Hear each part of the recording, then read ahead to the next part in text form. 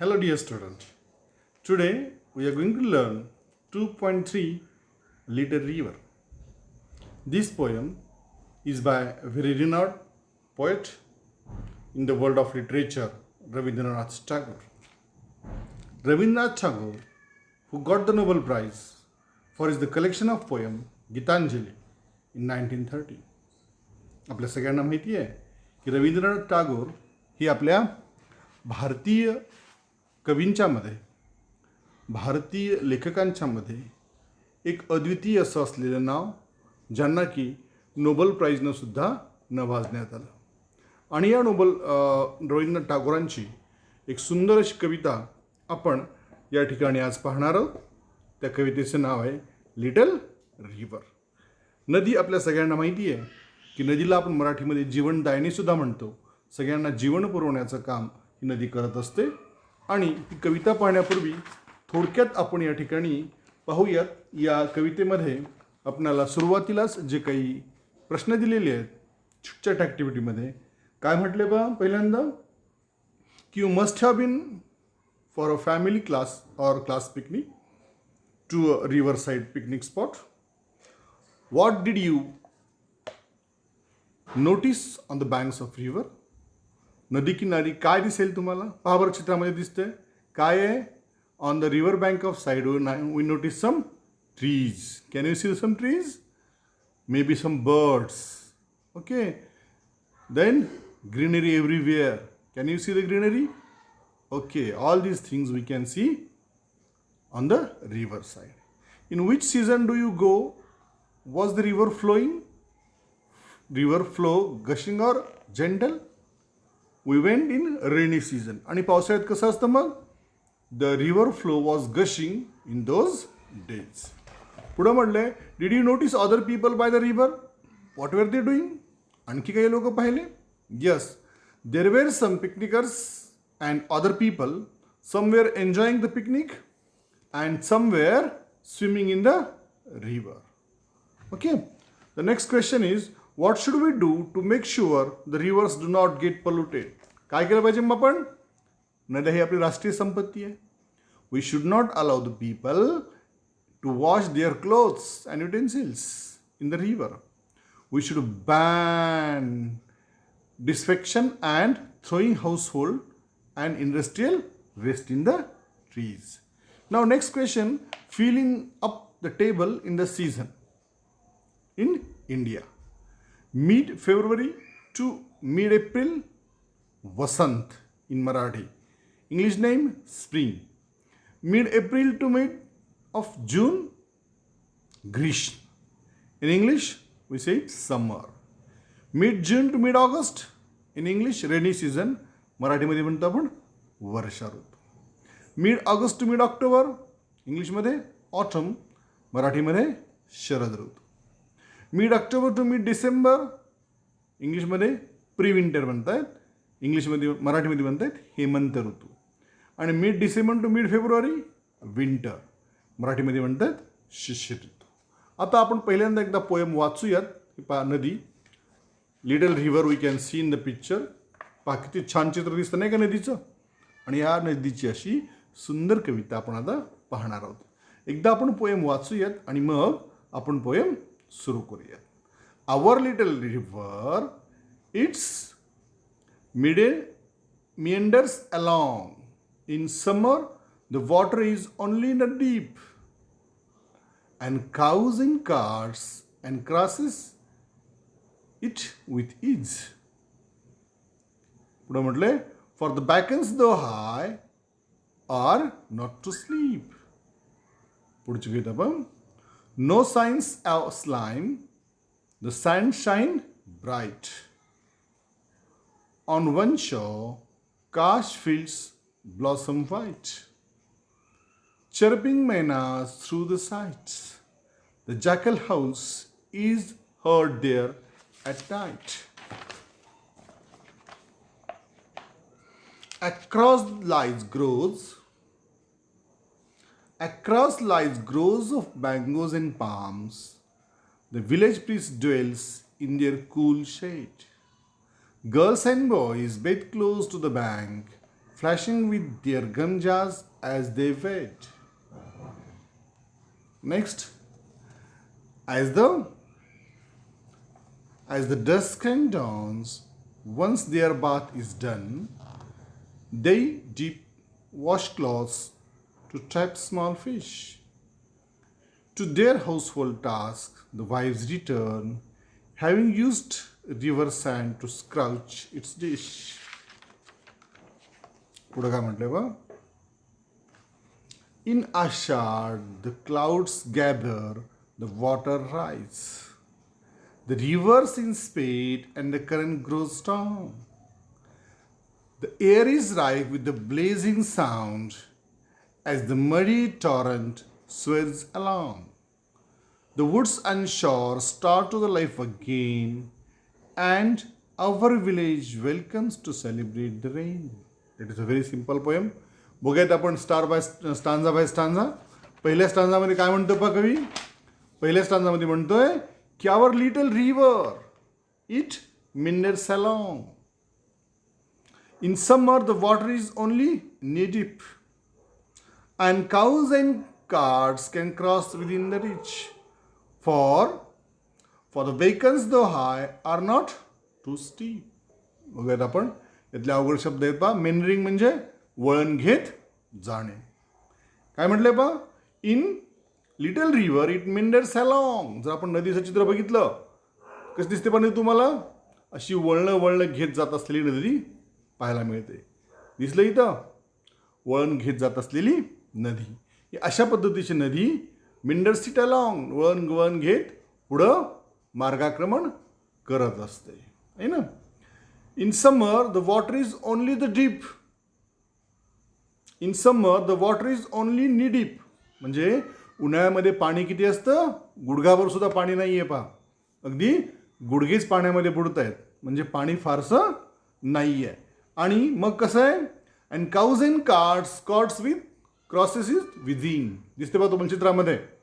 काऊज आणि कार्ट्स म्हणजे जनावरं आणि बैलगाड्या त्या नदीच्या पाण्यातून सहजपणे एका किनाऱ्याहून दुसऱ्या किनारे जाऊ शकतात. म्हणजे त्यांच्या वाहतुकीसाठी नदी काही अडखाटी करत नाही. For the banks though high are not so steep. Banks पा नदीचे जरी उंच दिसत असले तरी ते अजिबात निमुळते नाही आहेत. वरून घसरत मध्ये पडेल असे निमुळते बँक्स नदीचे नाही आहेत. आणि पाणीसुद्धा कसं आहे? फक्त गुडघाभर बुडेल इतकंच पाणी आहे. आणि अशी शांतपणे वळणं घेत जाणारी नदी आपल्याला इथं पाहायला मिळते.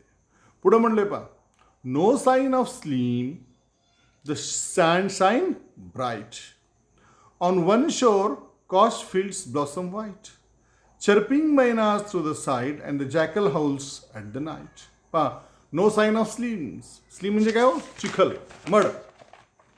कुठलाही चिखलाचा तुम्हाला त्या ठिकाणी लवलेश पाहायला मिळणार नाही. The sand shine bright.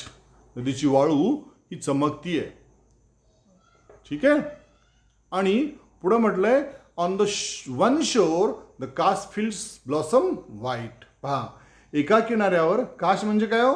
Grass with white feathery flower. पहा, गवत जे पांढऱ्या फुलाचं असते की नाही, आणि एका किनाऱ्यावर अशी पांढरी फुलं असणारं उंच गवत आपल्याला पाहायला मिळतं.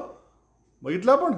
तर एकीकडं चर्पिंग मैना थ्रू द दॅट साईट. आणि हे दृश्य बघून मैना आपली चर्पिंग करते. तर त्याच वेळी दुसरीकडे काय होतंय? हाऊल्स.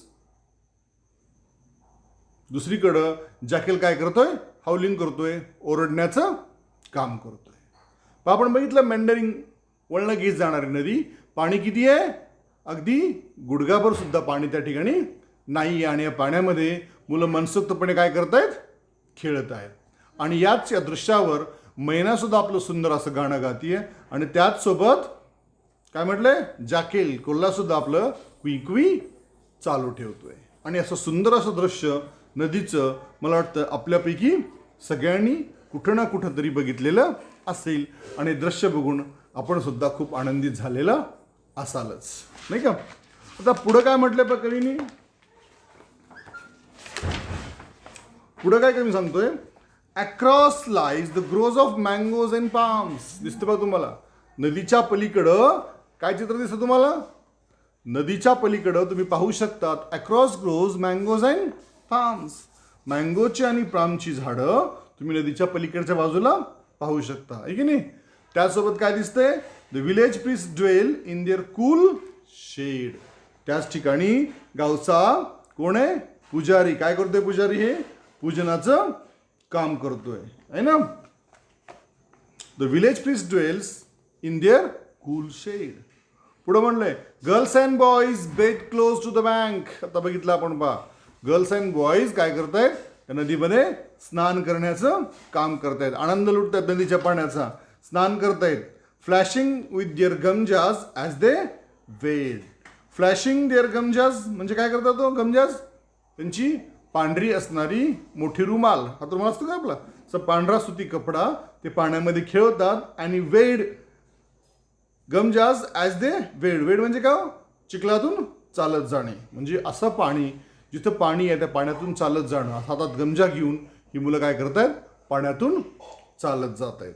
पहा पुढे आपण बघतो की सुंदर अशी, काय म्हटलं कवीनी, कवी नदीच्या त्या किनाऱ्यावर आपल्याला सुंदर असं काय पाहायला मिळतं, ताडाची आणि आंब्याची झाडं आपल्याला पाहायला मिळतात. तर त्यानंतर पुढच्या कडव्यामध्ये काय म्हणतो कवी, at dusk and dawn once there bath is done.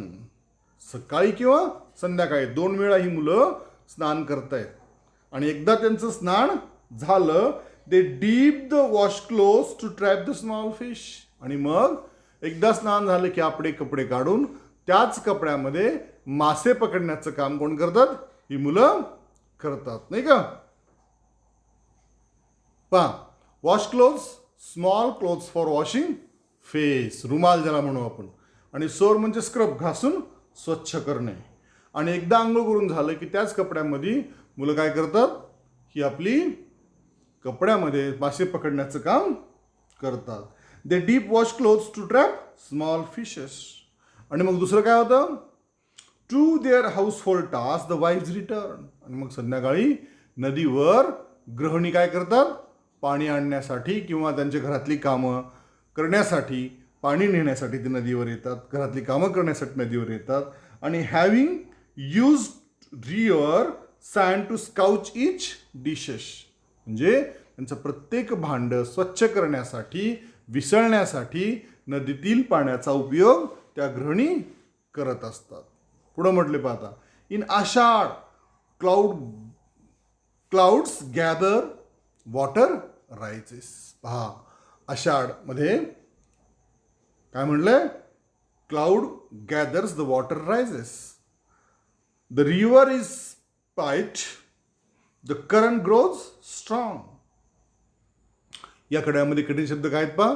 Spout म्हणजे सडन, फ्लड जोरदार प्रवाह, राईट फुल ऑफ भरून राहिलेलं, बॅबलिंग खळबळ करीत राहणे, टॉकिंग रॅपिडली, टोरेंट जोरदार प्रवाह, आणि स्टिअर टू लाईफ चैतन्य येणे.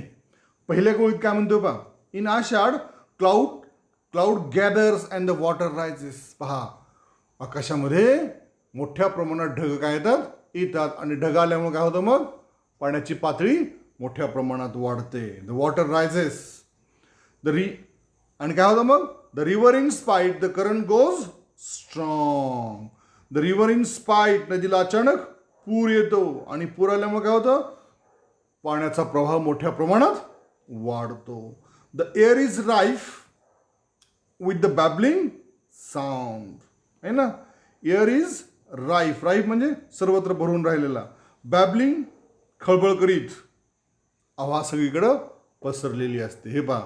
आणि पुढे काय होतं मग त्याच्यामुळं, ॲज द मडी टोरंट स्विल्स अलॉंग. ॲज द मडी टोरंट, टोरंट म्हणजे आपण बघितलं होतं मोठं आलेलं वादळ, आणि ते वादळ काय करतं मग, जोरदार आलेलं प्रवाह, स्विल्स अलॉंग काय करतं तयार, मग त्यामध्ये ते वादळ त्या ठिकाणी आपण दिसतो, चित्रामध्ये दिसतो तुम्हाला, एक मोठा प्रवाह बहुरा ते पाण्यामध्ये ते वादळ तयार करतं. आणि त्यामुळे नदी खवळलेली असते आणि अशा वेळेला नदीमध्ये जाणं धोक्याचं असू शकतं. आणि म्हणून गावातील लोक ज्यावेळेस आकाशात ढग येतात, पाऊस पडायला लागतो, त्यावेळेस शक्यतो कुणी नदीमध्ये जात नाही, कारण पाणी खवळलेलं असतं, पाणी वर आलेलं असतं. आणि नुसतं पाणीवर येऊन नाही तर प्रवाहामुळं, वादळामुळं, वाऱ्यामुळं काय होतं, नदीमध्ये असे भोवरे तयार होऊ शकतात, है ना. आणि the woods in short to life again. पुढं काय म्हणलंय, and our villages wakens to celebrate the rain. आणि एकदा नदीला पाऊस येऊन गेला की संपूर्ण विलेजर पावसाचं स्वागत करण्यासाठी कुठे येतात, मग नदीमध्ये येतात, नदीवर येतात. संपूर्ण गाव जणू काही नदीवर येतं आणि त्या ठिकाणी पावसाचं काय करतं, स्वागत करतं. आणि अशी सुंदर नदी आपण आपल्या चित्रामध्ये सुद्धा पाहू शकता. इतकं सुंदर वर्णन कवीने या ठिकाणी केलेलं आहे की कशा पद्धतीनं नदी गावकऱ्यांच्या उपयोगी पडते, कशा पद्धतीची कामं होतात.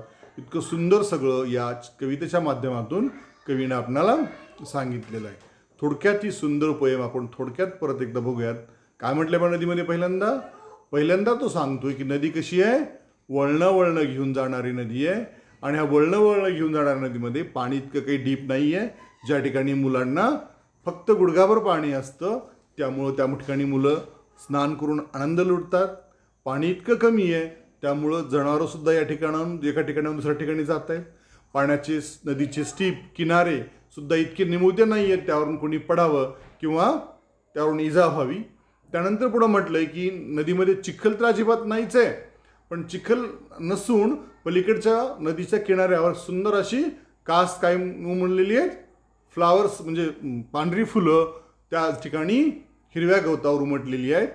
पुढं कवी सांगतोय की या ठिकाणी मुलं आनंद घेत आहेत, स्नान करत आहेत. पुढं म्हणतोय की या ठिकाणी मैनांचं गाणंही तुम्हाला पाहायला मिळेल आणि या ठिकाणी कोल्ह्याची हावलिंगसुद्धा ऐकायला मिळेल. नदीच्या पलीकडं सुंदर अशी आमराई, सुंदर अशी नारळाची झाडे सुद्धा आपल्याला पाहायला मिळतात. त्याच वेळेला गावातला पृष्ठसुद्धा त्या ठिकाणी काय करतोय, राहून प्रार्थना करण्याचं काम करतोय. मुलं त्या ठिकाणी आनंद घेत आहेत. पुढं दाखवलं त्यांनी की किती सुंदर दृश्य असं नदीच्या पलीकडे पाहायला मिळतं. मुलं सकाळी आणि संध्याकाळी सुद्धा त्या ठिकाणी पाण्याचा आनंद घेत आहेत, आंघोळ करतात. आणि आंघोळ झाली की आपल्याच कपड्यात त्या करतात, मासे पकडण्याचं काम त्या ठिकाणी मुलांचं चालू असतं. संध्याकाळच्या बाजूला गृहिणी सगळ्या नदीवर येतात, त्यांचे हाऊसहोल्ड कामंसुद्धा त्या गृहिणी त्या ठिकाणी करतात. आणि शेवटच्या कडव्यात मात्र सांगितलं की आषाढमध्ये आकाशामध्ये ढग खूप मोठ्या प्रमाणात येतात, त्यामुळे पाण्याचा प्रवाह खूप मोठ्या प्रमाणात वाढतो. पाण्याचा प्रवाह वाढल्यामुळे पाण्यामध्ये मोठे भोवरे तयार होतात. कोणी नदीकडे त्या ठिकाणी जात नाही. आणि पाऊस गेल्याच्या नंतर संपूर्ण विलेज, संपूर्ण गाव हे त्या नदीवर आनंद उत्सव साजरा करण्यासाठी येतो. समजली ना पोएम?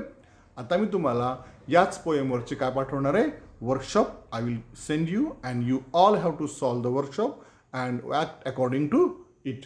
थांबूयात मग याच ठिकाणी.